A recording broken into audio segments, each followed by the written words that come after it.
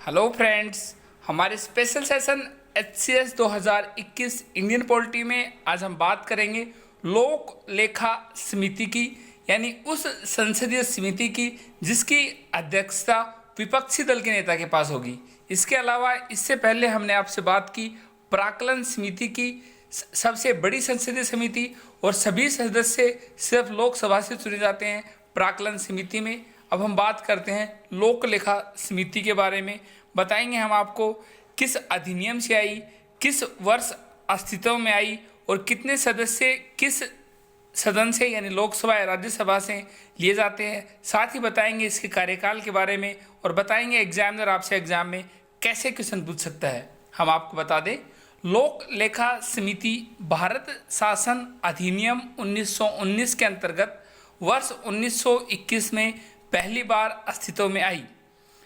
वर्तमान में लोक लेखा समिति के कुल सदस्य संख्या 22 है, जिसमें लोकसभा के 15 और राज्यसभा के 7 सदस्य हैं।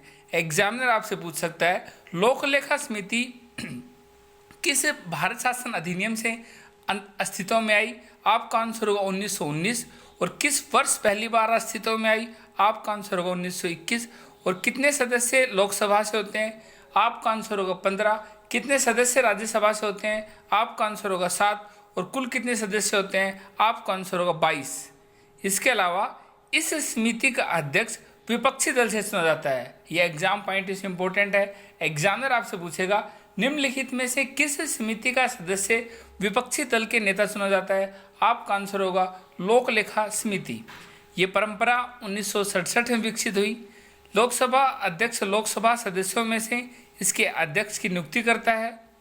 राज्यसभा का सदस्य इस समिति का अध्यक्ष नहीं हो सकता, यानी लोक लेखा समिति का सदस्य विपक्षी दल से चुना जाएगा और जो सदस्य चुना जाएगा वो लोकसभा से होगा, ना कि राज्यसभा से।